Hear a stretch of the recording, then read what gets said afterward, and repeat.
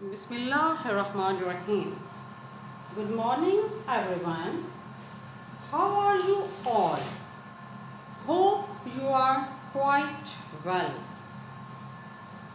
This is Mrs. Hafsa Afar, Senior Teacher, Pakistan Studies, Divisional Public School, Chichawatni. I feel glad to be with you. Now I am going to start our discussion on today's topic.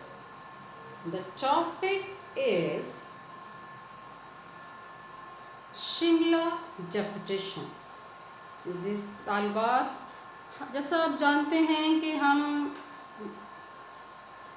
जमात नहम के बाबे दोम का मुताला कर रहे हैं और इस सिलसिले में कल हमने तकसीम बंगाल 1905 का मुताला किया था. उसी सिलसिले को आगे बढ़ाते हुए आज हम शिमला वफ़द 1906 का मुताला करेंगे. शिमला वफ़द सर आगा खान की क़यादत में मुसलमानों का एक नुमाइंदा वफ़द 1 अक्टूबर 1906 को बरतानवी वायसराय लॉर्ड मिंटो से मिला. वफ़द ने मुसलमानों के सियासी, सकाफ़ती, इक़्तिसादी और दीगर हकूक़ के हसूल के लिए एक अर्ज़दाश्त पेश की. मुसलमानों ने इंतख़ाबात में अपने लिए जुदागाना इंतख़ाबी तरीक़ा अपनाने का मुतालबा किया.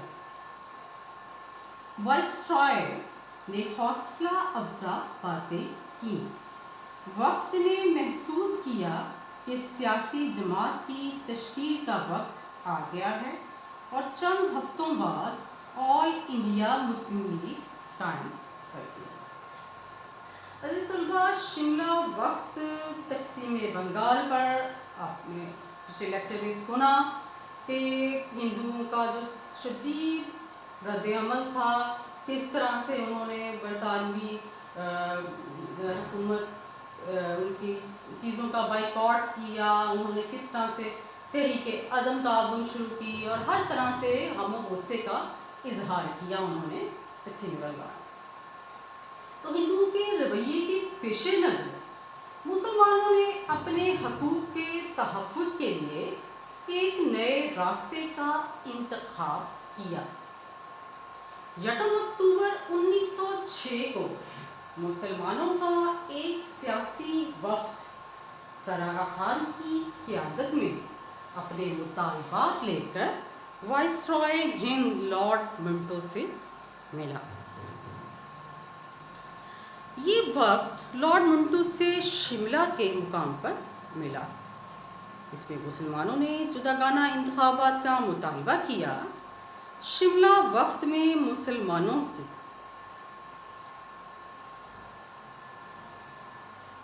वायसराय की तरफ से मस्बत जवाब मिला. उस वक्त मुसलमानों की कोई सियासी जमात ना थी.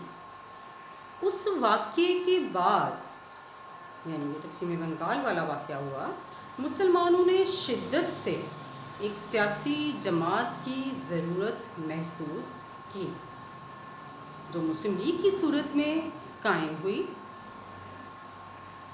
1909 में मुसलमानों को जुदागाना इंतख़ाब का हक़ भी दे दिया गया.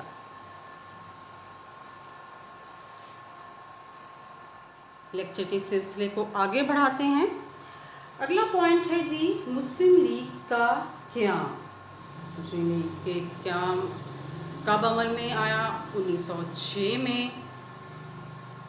30 दिसंबर 1906 को ढाका में मुस्लिम लीग का क़याम अमल में आया.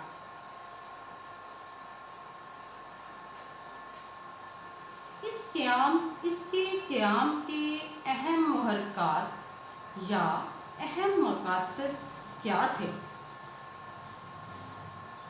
मुसलमानों में बरतानवी हुकूमत के लिए वफादाराना जज्बात पैदा करना और हुकूमत के बारे में शकूक व शुबहात दूर करना। मुसलमानों का के सियासी हकूक़ की हिफाजत करना और उनके मुतालबात हुकूमत तक पहुँचाना। मुस्लिम लीग के मकासद को नुकसान पहुँचाए बगैर दूसरी सियासी जमातों या दूसरी अक़वाम से ताल्लुकात इस्तवार करना। जिस तरह तक़सीम बंगाल 1905 पर जो हिंदुओं का रद्द-ए-अमल था, कहा जा सकता है कि ये भी मुस्लिम लीग के मकासद में से एक मकसद था। उसने उस वाक़े ने मुसलमानों को ये सोचने पर मजबूर कर दिया कि उनकी अपनी एक अलग सियासी जमात हो। फिर जो अंग्रेज़ों का मुसलमानों के साथ रवैया था, वो भी एक वजह बन सकती है मुसलमानों के लिए ये सोच पैदा करने की कि उनकी अपनी एक अलहदा जमात हो। फिर मुसलमानों का जो एहसास महरूमी था, उनके अंदर जो एक महरूमी का एहसास था, वो भी एक वजह बन गई। मुसलमानों को सियासी तौर पर नज़रअंदाज किया जाना भी एक वजह। इन वजूहात की वजह से मुसलमान जो अंग्रेज़ और हिंदू ताउन की वजह से दब गए थे, यानी अंग्रेज़ों और हिंदुओं का जो गठजोड़ था, उस वजह से कह सकते हैं कि मुसलमान चाहते थे कि वो मुतहरिक हों और एक मुश्तरका सोच के दायरे में वो आएँ और अपनी एक जमात बनाएं। मुसलमान लीडर इकट्ठे होकर वायसराय हिंद से जब शिमला मिलने गए, जैसा कि मैंने पिछले टॉपिक में बताया, तो उसके बाद भी जब वायसराय ने उनको मस्बत यकीन दिलाया, उसकी तरफ से कह लें कि एक मस्बत रिस्पॉन्स आया, तो उसने बड़ी हौसला अफजा बातें की।